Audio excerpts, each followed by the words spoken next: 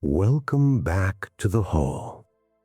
Tonight, we leave the stones of the earth and the stars of the sky behind. We are turning the lens inward to the most complex structure in the known universe, the human mind.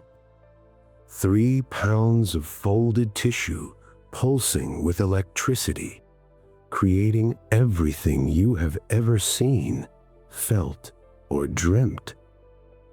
I am the sleepy professor. Tonight, we are exploring the quiet pathways of the brain, the habits, the shadows, and the strange, beautiful logic of why we are who we are. Let the world outside grow dim. Our journey begins within. When you are doing nothing, your brain is at its busiest. There is a circuit called the default mode network. It wakes up when you daydream, when you replay a memory or imagine a conversation that hasn't happened yet. It is the wandering mind. It is the place where your sense of self lives.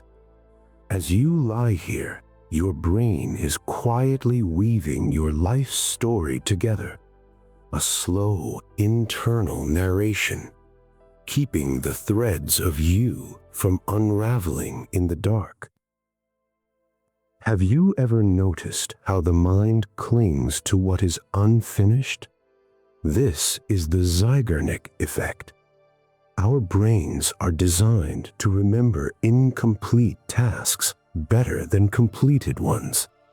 An open loop creates a tiny, persistent tension, a mental itch that wants to be scratched. It is why a cliffhanger in a story keeps you awake, and why a half-finished chore stays in the back of your head.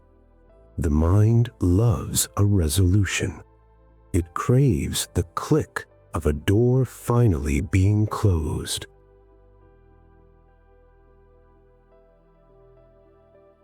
You learn a new word or see a rare car, and suddenly you see it everywhere. In the news, on the street, in a book. The world hasn't changed, but your attention has. The Baader-Meinhof phenomenon. Your brain is a filter, constantly discarding thousands of details. But once a piece of information is marked as relevant, the filter lets it through every time. The universe seems to be repeating itself, but it is just your mind, finally, paying attention. A memory is not a video file stored in a vault. It is a reconstruction. Every time you remember an event, you are actually remembering the last time you remembered it. The brain pulls the pieces from different shelves and assembles them. A little bit of color from here, a little bit of emotion from there.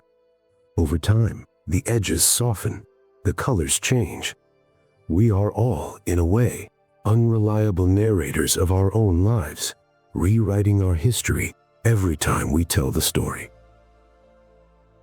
We often think we must be perfect to be liked, but psychology suggests the opposite.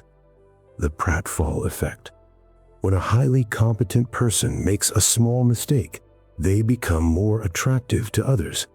A spilled coffee, a stumbled word, it humanizes the giant. It creates a bridge of vulnerability.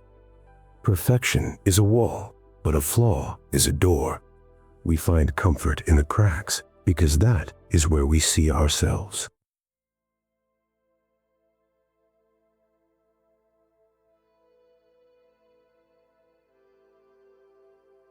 The human brain is a pattern-seeking machine, and its favorite number is 3.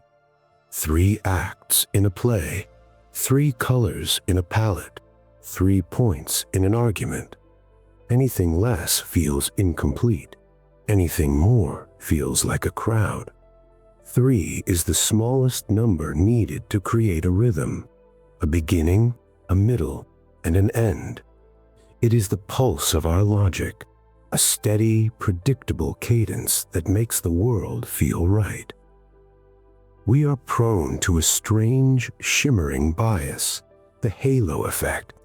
If we perceive one positive trait in a person, like beauty or kindness, our brain automatically assumes they are smart, capable, and honest. We wrap them in a glow of perfection, one bright star illuminating the whole person. It is a shortcut the mind takes, turning a single thread into a golden robe. Why do we check our phones so often? It is the psychology of variable rewards. If you knew exactly when you'd get a message, you wouldn't check. But the maybe is addictive. Like a slot machine, the uncertainty releases more dopamine than the reward itself. The chase is better than the catch. The brain loves the gamble. It is the perhaps that keeps us looking into the glow of the screen long into the night.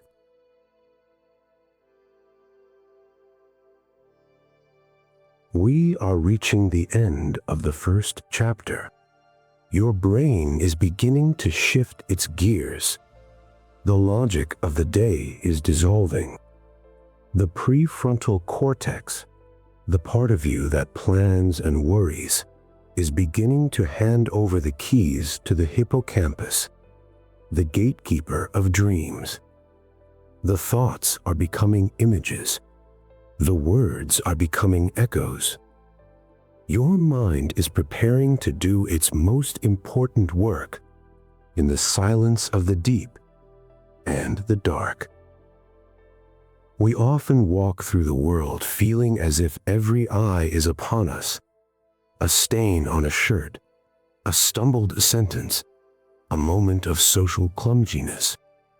We feel the weight of 1,000 invisible spotlights. But the truth is a gentle relief. Everyone else is also standing in their own spotlight, too busy worrying about their own stains to notice yours. The spotlight effect is a trick of the ego, a magnifying glass held over our own small mistakes. Relax. The audience is far less critical than the narrator in your head. Sometimes the world feels like it is echoing. You hear a rare name, and then you hear it 3 times in a day. You learn a new fact, and it appears on every screen. This is the frequency illusion. The information was always there, drifting in the background like static. But now, your brain has given it a shape. It has become a signal. Your mind is a radio, finally tuning in to a station that has been playing since the beginning of time.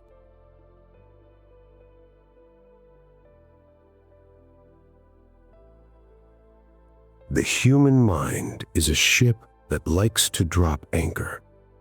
The first piece of information we receive becomes our 0 point. The price of a car, the first impression of a stranger. Everything that follows is measured against that first, heavy anchor. Even if the anchor is wrong, we struggle to pull it up. We are creatures of comparison, moving through the world, always checking the distance from where we first began.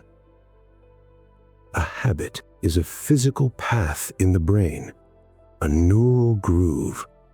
The first time you do something, it is like hacking through a jungle. It is difficult, it takes energy, but the 10th time, the 100th time, the path is clear. Eventually, it becomes a highway. The brain loves highways. They save energy. They allow us to move without thinking. As you lie here, your brain is resting its busy construction crews, closing the highways for the night so it can prepare for the new paths of tomorrow. We are shaped by the expectations of others. If a teacher believes a student is brilliant, that student often becomes so. If a friend believes we are kind, we find it easier to be gentle. This is the Pygmalion effect. Expectation is a self-fulfilling prophecy.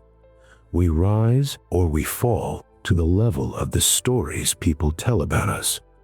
We are sculptors, carved by the invisible hands of what people believe we can be.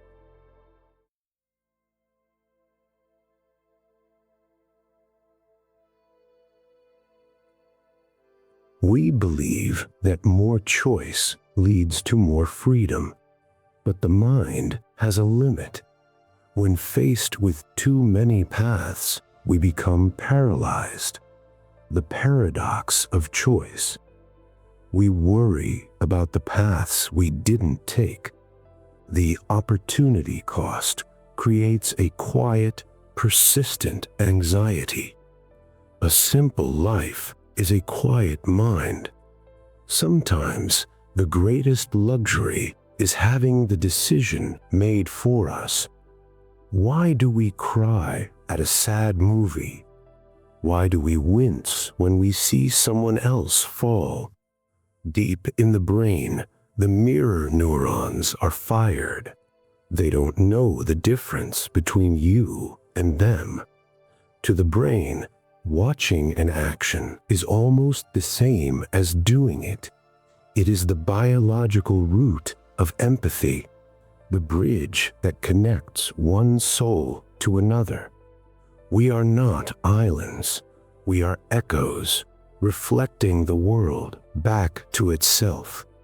In the moments before sleep, the walls of the mind become thin, the hypnagogic state. Logic begins to dissolve, and the abstract begins to bloom. This is where the great ideas are born, the aha moments hidden in the twilight. The brain is playing with its toy box, connecting things that don't belong together. A bird and a clock, a shadow and a song. Listen to the nonsense. It is the sound of the mind becoming free.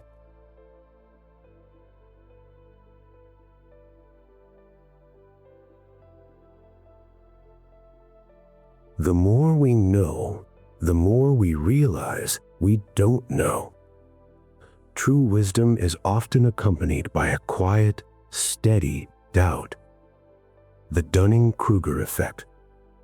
Confidence is often highest at the beginning of the journey, before the true scale of the mountain is revealed. As we climb, we grow humble. The expert is the one who knows just how vast the darkness really is. The lecture is growing slower. The facts are becoming less important, and the feeling is becoming everything. Your brain is releasing adenosine, the chemical of the long day. It is a heavy, warm pressure behind the eyes. The world of facts is closing its doors. The world of feeling is opening its windows. You don't need to remember anything I've said. The mind knows what to keep and what to let drift away. We believe we see the world as it is, but we only see what we are looking for. In a famous study, people were asked to count the number of times a ball was passed. They were so focused, so intent, that they didn't see a person in a gorilla suit walk right through the center of the court. This is selective attention. The brain is a gatekeeper. It shuts the door on the irrelevant to keep the important in focus. The world is full of gorillas, and we are all, in a way, beautifully and blissfully blind.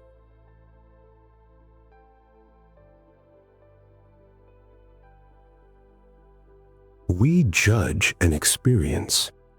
We don't take an average of every minute. The brain only remembers two things: the most intense moment, the peak, and the very end. A long, difficult journey can be remembered as good if the sunset at the end was beautiful. A wonderful, sunny day can be ruined by a single, cold argument at the finish. The ending is the anchor. The final note defines the entire symphony. As you reach the end of your day, let the last thought be a gentle, quiet one. We are nudged by the world around us. The way a room is organized, the way a menu is written, the way a door is shaped. This is choice architecture. We think we are making free decisions, but we are often just following the path of least resistance. If the fruit is at eye level, we eat the fruit. If the phone is in another room, we read the book. The environment is the silent, invisible director of the movie of our lives. Logic says we do favors for people we like, but psychology says we like people because we do favors for them. The Ben Franklin effect. When you help someone, your brain needs to justify the effort. It tells itself, I must like this person, otherwise why would I be helping? To win an enemy, do not do them a kindness. Ask them for a small, simple favor. Let them convince themselves that you are worth the trouble.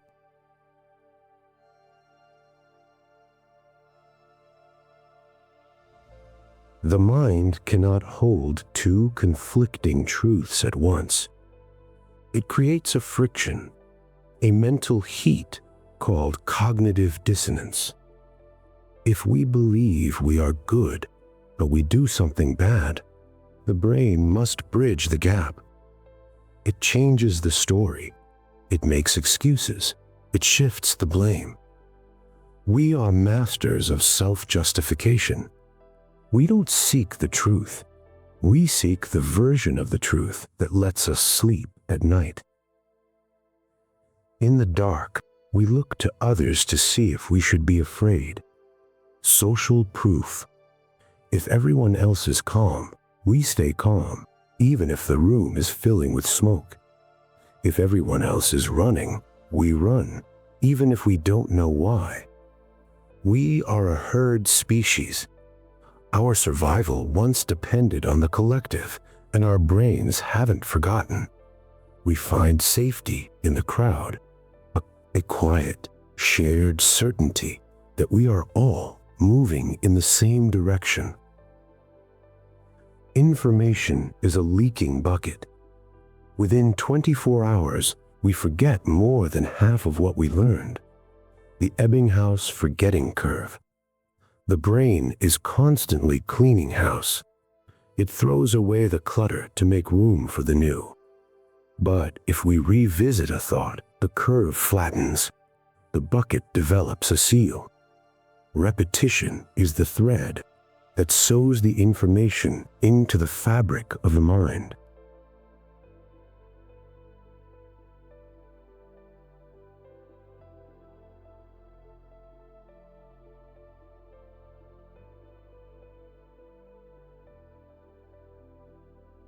There is a place where time disappears. The flow state. When a task is perfectly balanced between your skill and the challenge. You are not thinking. You are just doing. The self vanishes. The clock stops. You are the music, the brush, the pen. It is the most efficient state of the human brain. A high-speed, low-friction experience. The peak of human existence. There is a place where time disappears. The flow state. When a task is perfectly balanced between your skill and the challenge. You are not thinking. You are just doing. The self vanishes. the clock stops.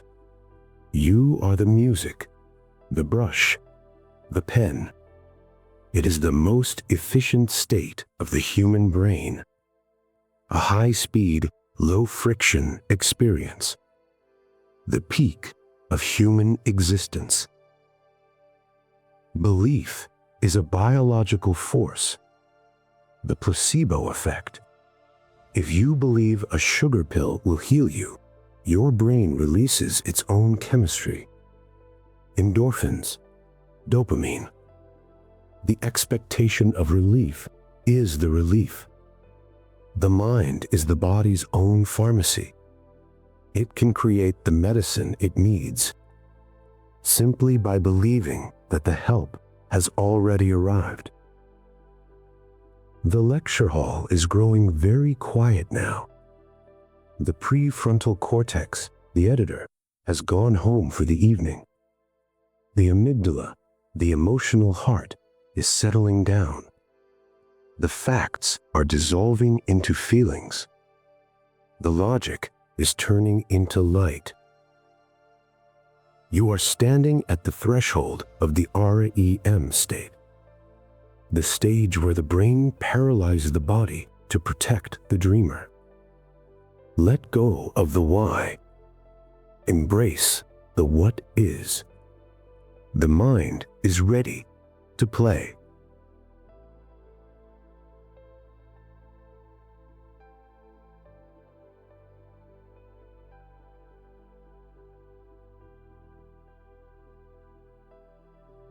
Our choices are often echoes of things we didn't even notice.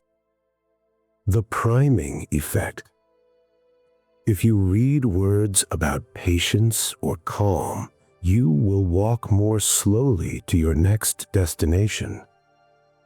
If you hold a warm cup of coffee, you will perceive a stranger as having a warmer personality. The environment is constantly whispering to your subconscious. A hidden, subtle influence. We are like leaves on a river, guided by the current, believing all the while that we are the ones doing the steering. Why do horoscopes and personality tests feel so deeply personal? The Barnum effect. We have a tendency to accept vague, general descriptions as uniquely applicable to ourselves. You have a great need for other people to like and admire you. You have a tendency to be critical of yourself. These are mirrors that reflect everyone, but we only see our own face. We crave to be known, and the mind will find its own story even in the most hollow of words. The mind hates to lose. The sunk cost fallacy. We stay in a bad movie because we paid for the ticket. We stay in a failing project because we have already put in so much time. We throw good energy after bad. The brain struggles to realize that the cost is already gone. The past is a phantom. True freedom is the ability to walk away from the investment and start with a clean, quiet slate.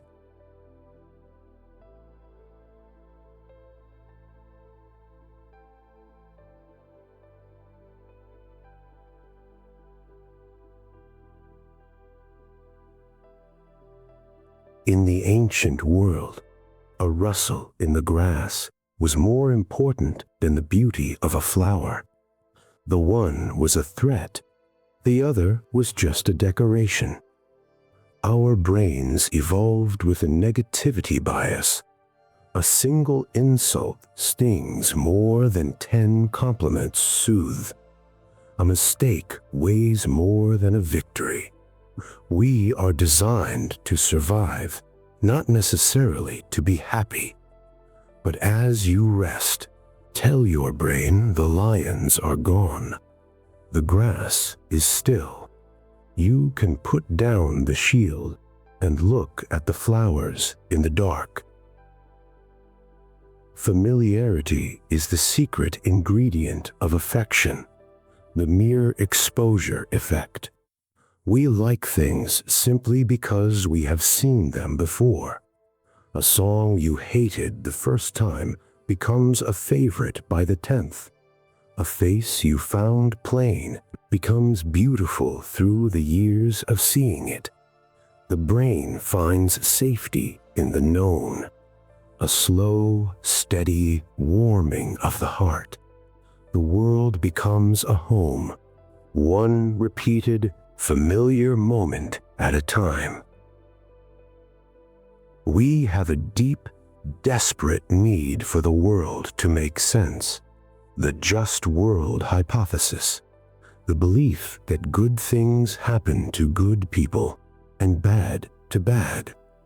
It is a psychological shield against the chaos of the universe. It makes us feel safe, as if life has a set of rules we can follow. But reality is often a willier, more indifferent place. Accepting the chaos is the beginning of true peace. Finding the quiet, even when the world refuses to be fair.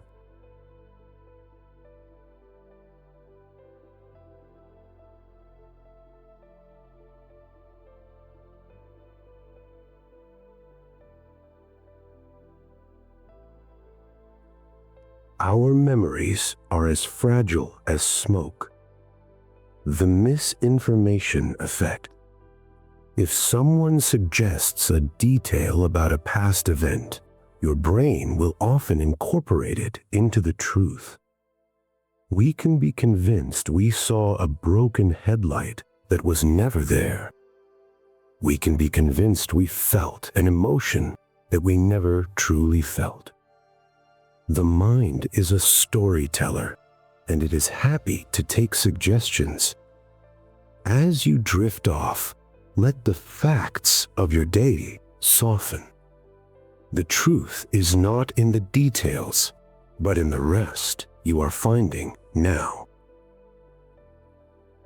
In a crowd, responsibility becomes thin. The bystander effect. The more people who witness an event, the less likely any one person is to help. We wait for someone else to be the first. We look to the group to define reality. It is a diffusion of the soul, a reminder that our greatest strength is often found when we step away from the crowd and find the courage of the individual heart. Have you ever walked into a room and forgotten why you were there?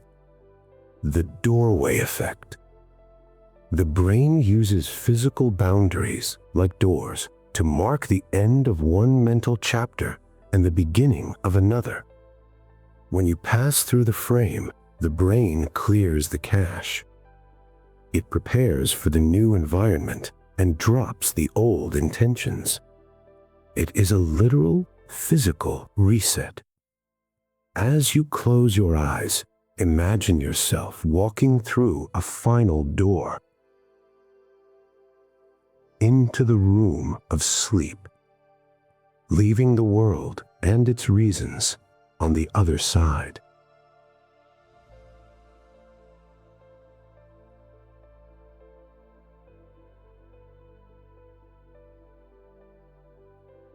The lecture hall is nearly empty now. The notes are being gathered. The brain is moving from acquisition to consolidation. It is moving the memories of the day into the long-term vaults. It is repairing the cells. It is washing away the toxins of thought. You are doing the most important work of your life by doing nothing at all. The facts have served their purpose, They were the ladder to get you here. Now you can kick the ladder away and just float. We often chase a future version of happiness, believing that a new job, a new car, or a new city will change the baseline of our soul. But the human mind possesses a relentless stability called the hedonic treadmill. When something good happens, our spirits rise, but then they slowly return to the level they were at before. We adapt. The extraordinary becomes the ordinary. True contentment is not found in the climb, but in realizing that the treadmill is always turning, finding the joy in the steady, quiet rhythm of being exactly where you are. We are often harsh judges of others and gentle lawyers for ourselves.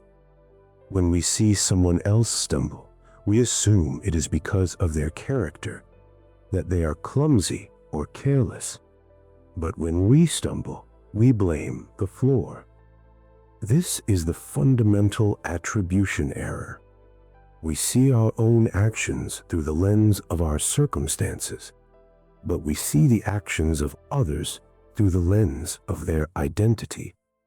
To understand this is to find the beginning of grace, realizing that everyone is navigating a floor that is just as uneven as yours. The conscious mind is like a small flashlight in a vast, dark cathedral. It can only see what it points at, but the cathedral, the subconscious, is always there. It processes millions of bits of information every second. The temperature of the room, the weight of your blanket, the distant hum of the world. It manages your breath. It keeps your heart in a steady cadence. As you sleep, the flashlight is finally switched off. The cathedral doesn't disappear. It simply rests in the grand, quiet darkness, operating in the perfect, wordless efficiency of the deep. We love the things we help to build. The IKEA effect suggests that we place a disproportionately high value on products we have partially created ourselves. A simple table becomes a masterpiece because your hands tightened the screws. The same is true for our ideas. We cherish our own thoughts, not because they are perfect, but because they are ours. We are creators at our core, building a world piece by piece and finding the beauty in the effort, even when the edges are slightly uneven. The pain of losing $10 is far greater than the joy of finding $10. The mind is biologically wired for loss aversion. We are more motivated to avoid a minus than we are to achieve a plus. It is a survival instinct, a way to protect the resources we have worked so hard to gather. But in the safety of the night, the math changes. There is nothing to lose, no status to protect, no mistakes to fear. The accounts are closed for the day. The balance is zero, and zero is the perfect place to start a dream. The mind is a collector of evidence. Once we believe something is true, we go looking for the things that prove us right, and we quietly ignore the things that prove us wrong. Confirmation bias. It makes us feel secure. It makes the world feel predictable. But it also keeps us in a small, familiar room. Wisdom is the courage to open a window, to look for the information that challenges us, to realize that the truth is often much larger than the story we have been telling ourselves. We are different people when others are watching. The presence of another person acts as a subtle stimulant to the nervous system. We run faster, we work harder, we perform with more intensity. Social facilitation. But as the house grows quiet and the others go to their own rooms, that stimulation fades.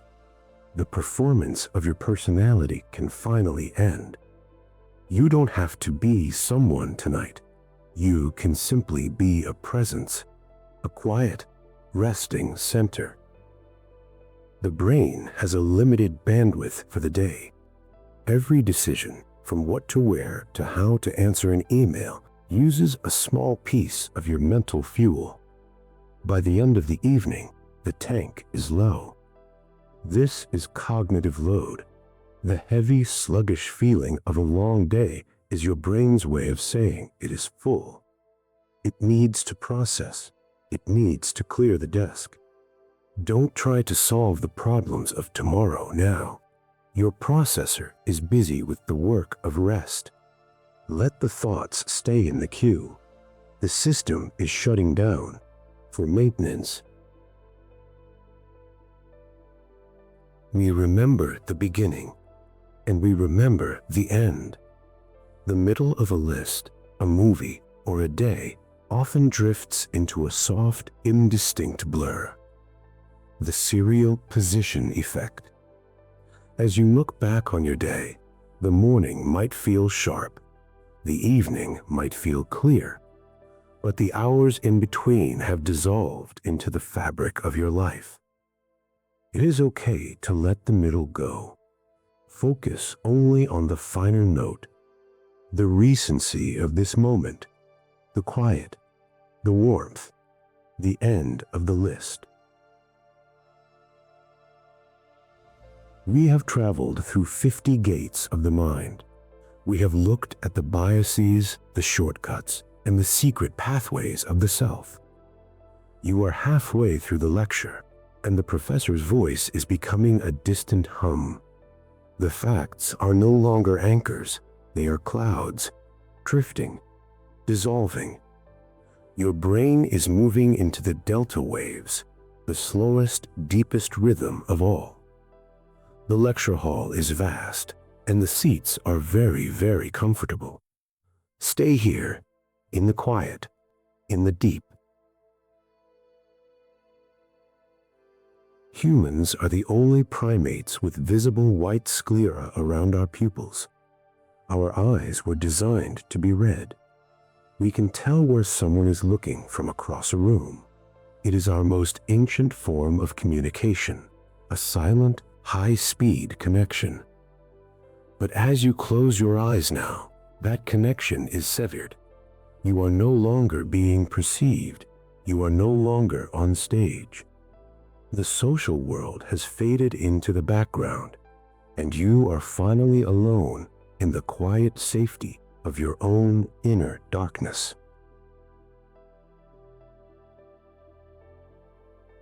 We value what is rare. The scarcity principle tells the brain that if something is in short supply, it must be important. A limited time offer, a rare gemstone, a final chance. It triggers a sense of urgency, a survival instinct to gather what is precious. But think of silence. In our loud, busy world, silence is the rarest resource of all. And tonight, you have an abundance of it. It is a luxury, a vast, cool reservoir of quiet, reserved just for you. Once we make a decision, we fall in love with it. The choice supportive bias. If you choose a path, your brain immediately begins to highlight all the reasons why it was the right one. It ignores the flaws and magnifies the benefits. It is the mind's way of protecting us from regret. It keeps us moving forward rather than looking back. Trust your brain tonight. Trust that the path you took today was the one you needed. The decision is made, and the mind is at peace with the result.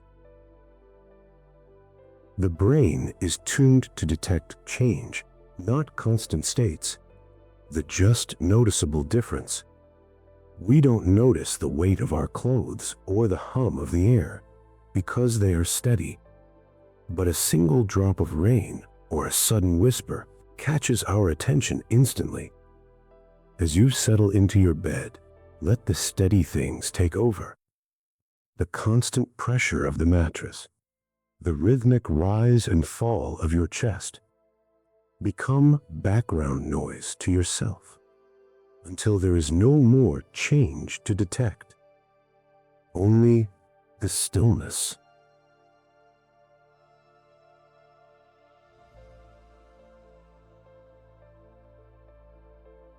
We take credit for our successes, and we blame the world for our failures. The self-serving bias is a psychological immune system.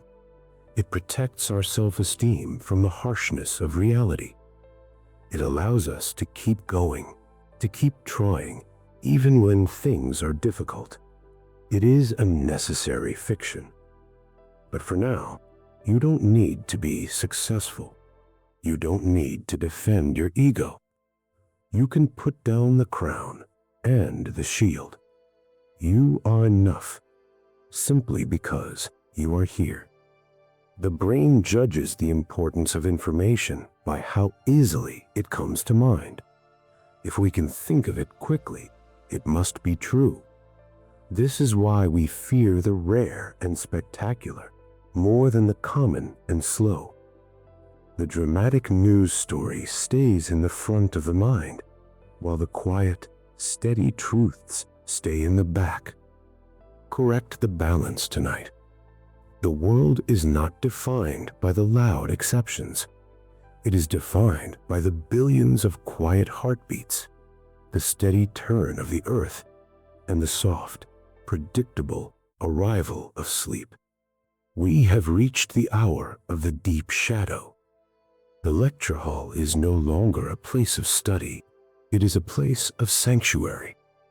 The prefrontal cortex, the part of you that asks why, is nearly asleep.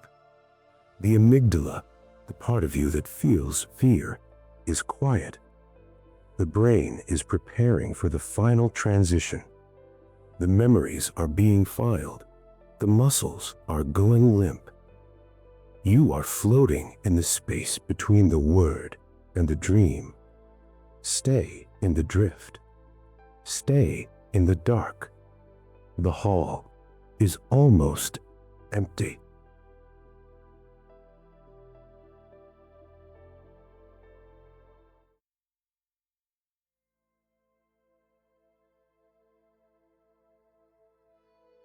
The conscious mind is like a small flashlight in a vast, dark cathedral. It can only see what it points at, but the cathedral, the subconscious, is always there. It processes millions of bits of information every second. The temperature of the room, the weight of your blanket, the distant hum of the world. It manages your breath. It keeps your heart in a steady cadence. As you sleep, the flashlight is finally switched off. The cathedral doesn't disappear. It simply rests in the grand, quiet darkness, operating in the perfect, wordless efficiency of the deep. We love the things we help to build.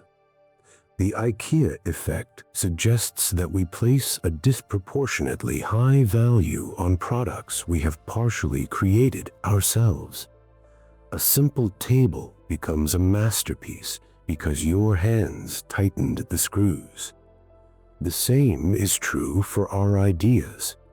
We cherish our own thoughts, not because they are perfect, but because they are ours.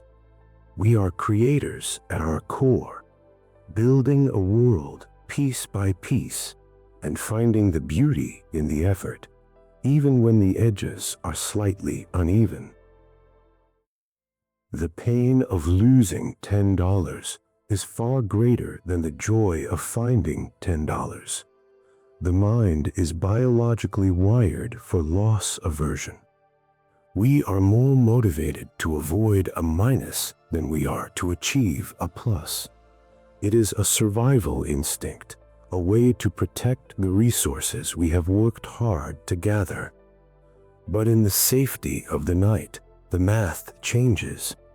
There is nothing to lose, no status to protect, no mistakes to fear. The accounts are closed for the day. The balance is zero, and zero is the perfect place to start a dream.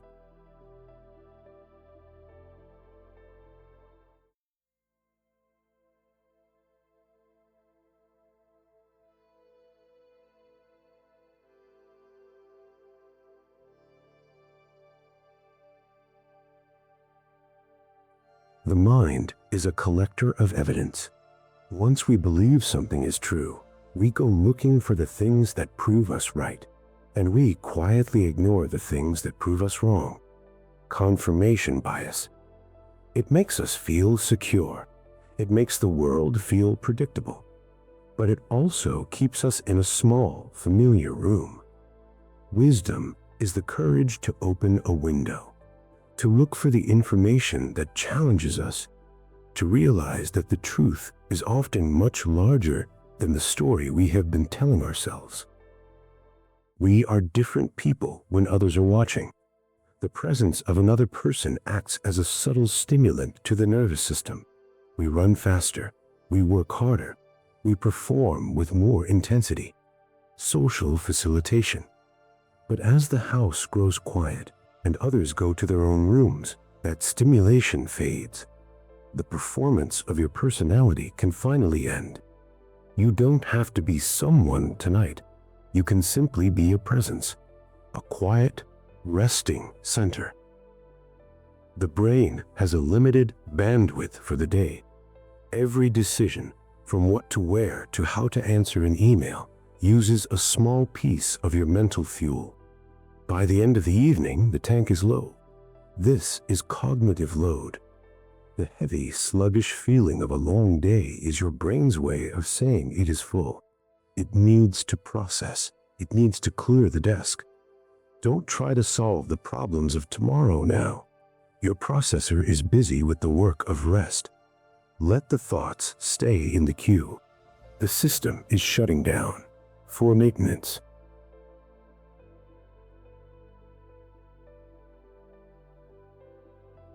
We remember the beginning, and we remember the end. The middle of a list, a movie, or a day often drifts into a soft, indistinct blur. The serial position effect. As you look back on your day, the morning might feel sharp, the evening might feel clear, but the hours in between have dissolved into the fabric of your life. It is okay to let the middle go. Focus only on the final note, the recency of this moment, the quiet, the warmth, the end of the list. We often think we understand how the world works until we are asked to explain it. Try to explain in detail how a zipper works, or a bicycle, or a lock. Suddenly, we realize our knowledge is a thin shell over a deep mystery. This is the illusion of explanatory depth. We rely on the world to hold the details for us. Tonight, you don't need to know how the machine works. You don't need to understand the gears of the universe. You just need to trust that the world will still be there when you wake. We walk through the world feeling as if there is a bright light shining on our every flaw.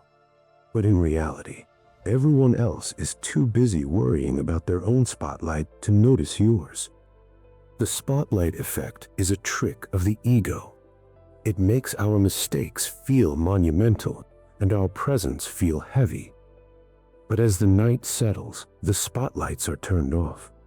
No one is watching. The audience has gone home. You are free to be as quiet, as messy, and as still as you need to be.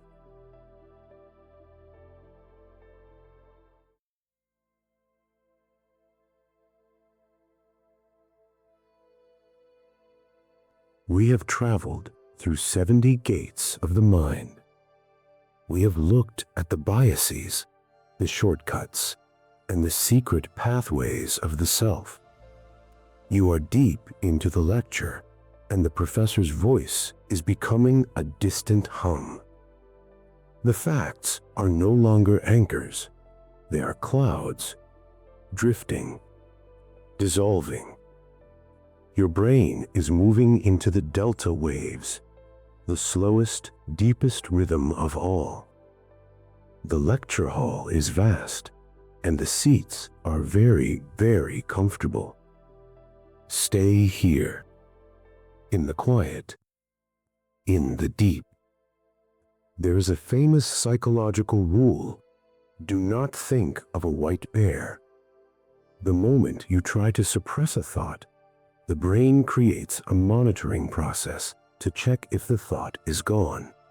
By checking for the bear, you bring the bear back into the room. This is why we cannot force sleep. We cannot demand the mind be still. Instead, we simply open the door. We don't fight the thoughts. We just watch them walk through the hallway until eventually they grow tired of the journey and leave you in the quiet. Throughout the day, your brain has been a storyteller. It has been busy connecting dots, assigning blame, and planning the next chapter. But as the body prepares for deep rest, the story begins to break apart. The executive function, the editor of your life, is laying down its pen. The sense of self is becoming a blurry, beautiful watercolor. You are no longer a character in a drama. You are just a breath, a slow, steady existence, without a beginning and without a need for an end.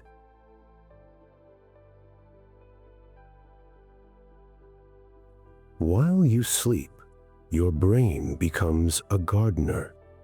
It goes through the billions of connections made today and decides what to keep and what to discard. This is synaptic pruning.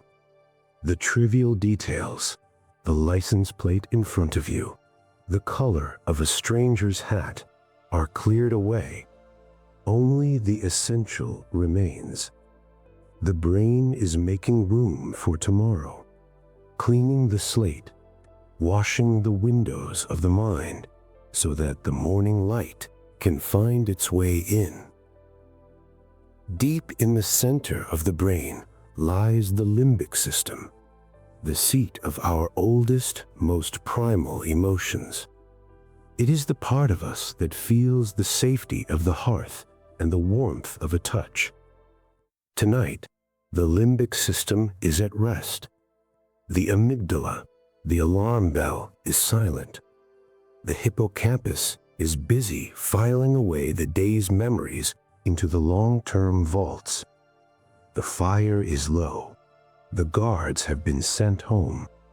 The fortress of the mind is finally peaceful. There is a moment just before sleep called sleep paralysis. The brain sends a signal to the muscles to go completely limp. It is a protective measure, keeping the body still while the mind travels through the landscape of dreams. Feel that weight now. Your limbs are becoming heavy as stone. The earth is pulling you closer. You don't have to carry your own weight anymore. The bed, the floor, the very foundations of the house are doing the work for you. As your brainwaves slow into the deep delta rhythm, something physical happens. The spaces between your brain cells expand. A clear fluid, the cerebrospinal fluid, washes through the tissue. It is a literal cleaning of the mind. It rinses away the metabolic waste of the day. Think of it as a cool, clear mountain stream flowing through the canyons of your thoughts, refreshing the spirit, preparing the mind for a new, bright day. In the deepest sleep, we are all the same. The ego is gone. The biases are forgotten. The memory of who we are is tucked away in a drawer. We are simply biology. We are life renewing itself. The brain is integrating everything you learned today into the vast tapestry of everything you have ever known. A quiet, invisible weaving, strengthening the soul, building the foundation of who you will be when the sun returns. The lanterns are flickering out. The heavy velvet curtains of the lecture hall are being drawn shut. The footsteps of the professor are fading down the marble corridor. The facts have all been spoken. The mysteries have all been laid to rest. The air in the room is cool, still, and perfectly dark. There is nothing left to learn, nothing left to understand. Only the quiet and the deep.